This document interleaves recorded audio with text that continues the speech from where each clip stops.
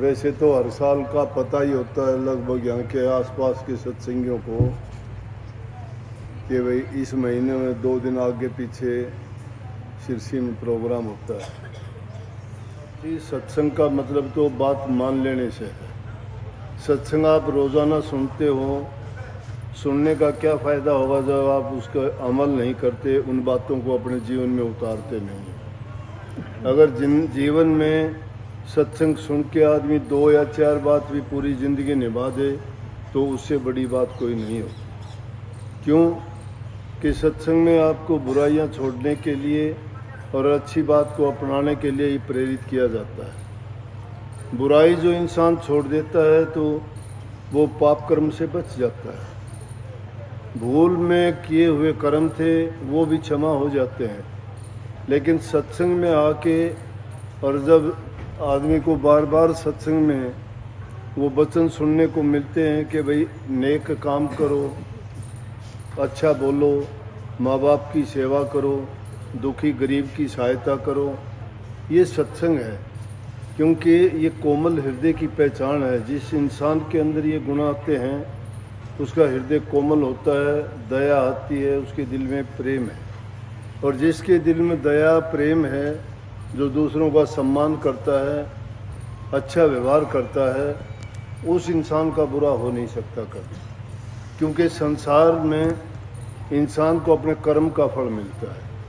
अच्छा कर्म करने वाले को अच्छा फल मिलेगा, बुरा कर्म करने वालों को पूछने की ज़रूरत नहीं, उसको बुरा अपने आप ही मिलेगा। कोई किसी को ना उसको शराब देता है, ना कोई किसी को कोई तोहफा देता है, परंतु इंसान अपने ही अच्छे और बुरे कर्म करके अपने कर्म फल से ही वो फल पा लेता है। एक आदमी निकम्मा काम करता है तो उसको उसकी सज़ा भोगनी पड़ती है। अच्छा काम करने वाला इंसान घर में भी शांति होती है, बाहर दुनिया में समाज में भी उसको इज्जत पाता है, और जब दुनिया से जाता है तो उसको अच्छी गति मिलती है, बार बार उसको दुनिया में नहीं आना पड़ता। प्रभु की भक्ति का नंबर तो इन चीज़ों के बाद में आता है। जब इंसान अपना आप सुधार नहीं सकता, जिस इंसान का कोई चरित्र नहीं है, जिस इंसान में बुरी आदतें हैं, तो वो अपना खुद भी बर्बाद होता है, घर भी बर्बाद करता है, और अपने बच्चों के लिए भी आगे तक का बर्बादी करके जाता है। नहीं देखते कितने लोग नशे विषय विकारों में पड़ के अपनी कैसी कैसी बर्बादियां की। बहुत से आपको एग्जाम्पल ऐसे मिल जाएंगे जिन लोगों ने इस तरह की जो गलत रास्ते अपनाए तो उनकी बर्बादी होते हुए देखा हो।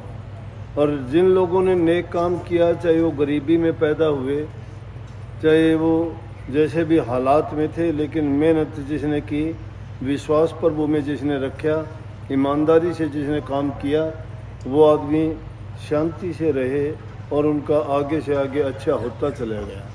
क्यों कि उनका कर्म अच्छा था। और मैं कहता हूँ कि दुनिया में अगर सारी चीज़ें दे के भी इंसान को शांति मिल जाए तो उससे बढ़ से कोई चीज़ नहीं है। शांति नहीं मिलती। आपको धन मिल जाएगा, संतान मिल जाएंगे, माँ बाप मिल जाएंगे, परिवार लंबे चौड़े हो जाएंगे, महल कोठी बंगले बना लोगे, लेकिन ज़रूरी नहीं है कि आपको शांति मिल जाए। शांति मन में मिलेगी, शांति तुम्हारे शुद्ध विचारों से मिलेगी, शांति तुम्हारे नेक कर्मों से होगी। और जब इंसान के मन में शांति होगी, घर में प्रेम होगा, वही आदमी भक्ति कर सकता है। लेकिन आज तो भक्ति को भी लोगों ने पाखंड बना लिया। ठग लुटेरे ऐसे बन गए कि ठाया एक तारा 2 शब्द करे, मांगने खाने चल पड़े। घर घर हो गए। क्या ज़रूरत है किसी को? तुम दूसरों का किसका सुधारोगे? अपना आपा नहीं सुधार सकते, अपना खुद का विचार नहीं करते कि हम कहाँ हैं, हमारी हालत क्या है। अपने घर के बच्चों को हम ठीक नहीं रख सकते, उनको अच्छी शिक्षा नहीं दे पाते।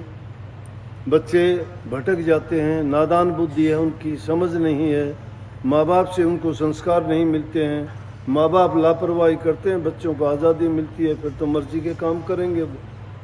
फिर बच्चों को दोष नहीं देना। बच्चों को अगर तुम अपने पास बैठा के अच्छी बात बताते हो, सत्संगों में लेके जाते हो, तो कभी न कभी इंसान को रोज़ाना शिक्षा नहीं मिलती। पूरी ज़िंदगी में कभी न कभी उसको ऐसा विचार उसके दिमाग में, एक ही बात उसके जीवन को बदल देता है। एक ही बात जीवन को बदल देगा। और रोज़ाना सुनने वाला आदमी जब अमल नहीं करेगा तो बैठा रहे। लेकिन वो शुभ घड़ी हर इंसान के जीवन में ऐसी आती है, ऐसा मौका आता है, लेकिन जब उस मौके को कोई चूक जाता है वो पछतावा करो। पूरी ज़िंदगी फिर उसको मौका नहीं मिलता, क्योंकि वक्त ठहरता नहीं है। आज जो वक्त है कल को नहीं रहेगा। ये सुबह फिर दोबारा से नहीं आनी। अलग ही दिन होगा, अलग ही सुबह होगी, अलग ही विचार होंगे, अलग ही लोग होंगे, अलग ही ख्यालात होंगे। वक्त का पहिया चलता रहता है, हर घड़ी हर बदलता रहता है। अब सतयुग जैसे लोग नहीं रहे, त्रेता जैसे नहीं रहे, द्वापर जैसे नहीं, अब कलयुग है। अब कलयुग में तो कलयुग में इन समय को देख के अपने आप को सुधारना पड़ेगा। सतयुग में इंसान को सुधारने की जरूरत नहीं, सभी सतयुगी पुरुष थे। त्रेता युग में भी थोड़े बहुत बिगड़े, द्वापर में आधे आधे हो गए, लेकिन कलयुग में तो ज़्यादातर लोग बुराई की तरफ भी प्रवृत्त हैं। इसलिए इस युग में बहुत संभल के चलने की ज़रूरत है। और भक्ति करने का बड़ा आसान तरीका है इसमें, क्योंकि इंसान की वो उम्र तो रही नहीं कि आदमी हजारों वर्ष तक तप करेगा या त्याग कर देगा या इतनी साधना कर लेगा। ना तो जीव में इतनी ताकत है, ना इतनी लंबी उम्र है, ना इतनी सहन शक्ति है, और ना ही वो वक्त है। हमें चारों तरफ का जो हमारा वातावरण है वो भी बहुत प्रभावित करता है। जब चारों तरफ बुराई फैली हो तो बीच में एक इंसान का अच्छा होना बड़ा कठिन है। नहीं देखते, अगर खेत में फसल बोते और चारों तरफ अगर अनाप शनाप घास पैदा हो जाएगा तो वह फसल क्या बढ़ सकती है? बड़ा कठिन है, संघर्ष करना पड़ता है।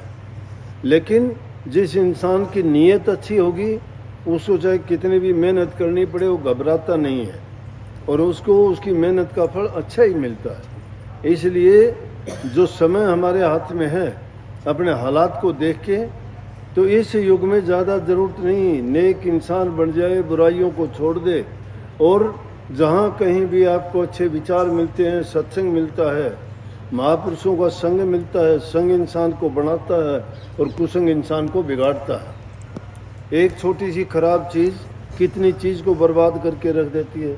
आप लोग किसान लोग हो, घरों में गाय भैंस रखते हो, दूध जमाते हो, अगर उस दूध में पहले खट्टा हाथ लग जाए तो दूध फट जाता है, कुछ नहीं बनता उसका। ना दही बनता, ना मट्ठा बनता, ना लस्सी बनती, ना मक्खन निकलता उसमें। लेकिन उसी दूध को तुम ठीक ढंग से एक निश्चित तापमान पे गर्म करके और ज़रूरत के मुताबिक उसको जो जामन देते हो, सुबह को देखते हो दही अच्छा जमता है, मक्खन निकलता है, लस्सी भी बनती है, सारी चीज़ उसकी अच्छी बनती है। इसी प्रकार से एक छोटी सी बुरी चीज़ बहुत चीज़ों को बर्बाद कर देती है, और एक अच्छी चीज़ अगर हो, नेक चीज़ होगी, वो लाखों लोगों को त्यारने वाली, सुधारने वाली और उनको अच्छा जीवन देने वाली बन जाती है। अच्छे विचारों को पकड़ने में बड़ा टाइम लगता है, क्योंकि कलयुग है। कलयुग में इंसान की जो नेगेटिव पावर्स हैं वो एक्टिवेटेड है। किसी को बुराई सिखाने की ज़रूरत नहीं है। चोरी क्या कोई सिखाता है? चोर बन जाते हैं। निंदा करनी कोई सिखाता है? अपने आप निंदक बन जाते हैं। चोर बन गए, निंदक बन गए, झूठे बन गए, कपटी बन गए, लालची बन गए, स्वार्थी बन गए। क्यों बन गए? क्योंकि काल का राज है यहाँ, और काल और माया अपना खेल खेलती है। वो उसने इंसान की जो नेगेटिव पावर्स हैं उनको पहले ही एक्टिवेट करके भेज दिया। अब पॉजिटिव पावर्स हैं वो स्लीपिंग मोड में हैं। पॉजिटिव पावर्स अब उनके लिए संघर्ष करना पड़ेगा।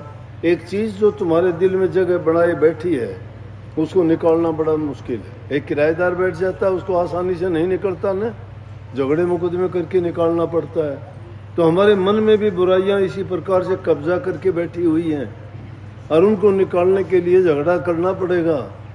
कोर्ट कहाँ है? सतगुरु की कोर्ट दरगाह में जाना पड़ेगा, और वहाँ जाके उनके साथ जो बुराइयां हैं लड़ाई करनी पड़ेगी। सतगुरु तुम्हें नाम रूपी बूटी देगा और कहेगा इस नाम की कमाई किया करो। नाम की कमाई क्या है? नाम का सुमन करना। इस युग में मैं कहता हूँ नाम का सुमन भी कर लेगा वो भी बहुत भागी जीव है। बहुत भागी जीव है जो जिसको नाम मिल गया। पहली चीज है इंसान का चोला मिलना कठिन है।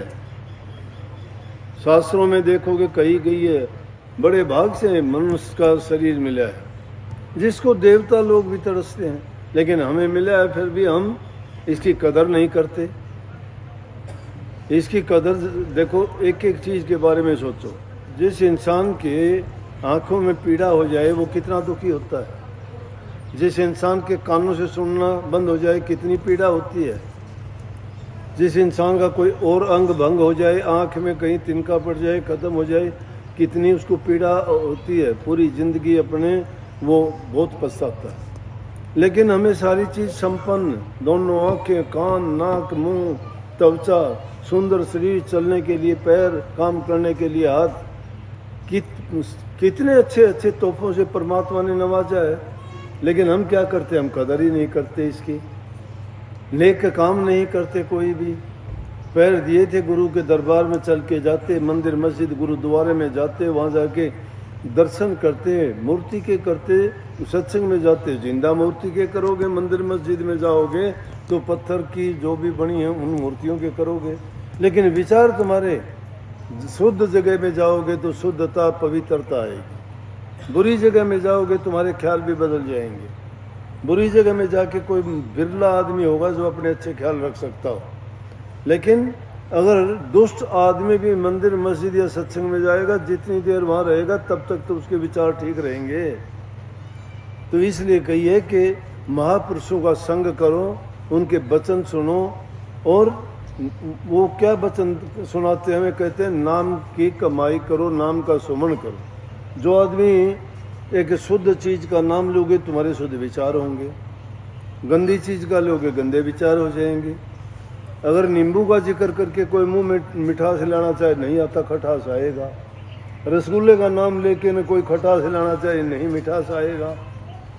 नीच और दुष्ट आदमी का नाम लेके आदमी को गुस्सा और क्रोध आएगा, वो चाहे सामने ना हो। रावण का नाम लेके कोई खुश होता है क्या? दुर्योधन का नाम लेके कोई खुश होता है क्या?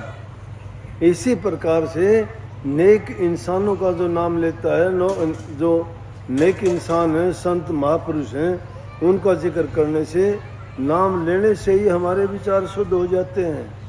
क्योंकि जैसे ये जो लोग होते हैं उसका ख्याल करने से उसके विचार, ख्याल और उसका जो गुण है वो उनमें आ जाता है।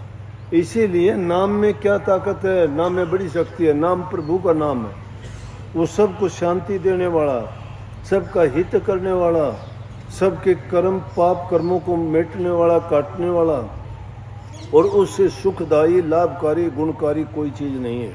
इसलिए उस नाम का सुमन किया करो। जितना समय मिले उतना ज़्यादा से ज़्यादा टाइम लगाते हैं तो कहना है क्या, नहीं तो कम से कम कुछ ना हो, नहीं हो सकता तो सुबह शाम तो थोड़ा बहुत समय ज़रूर दिया करो।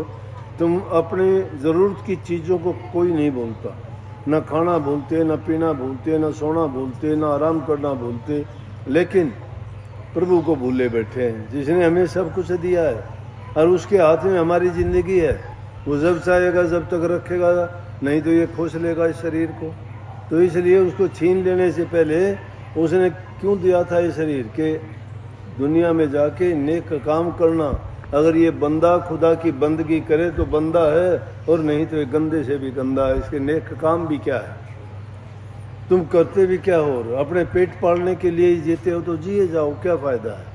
नहीं, इंसान का चोला मिला था भक्ति करने के लिए, जीवन को सफल करने के लिए, और 84 लाख के जन्म मरण के चक्कर से छूट जाने के लिए।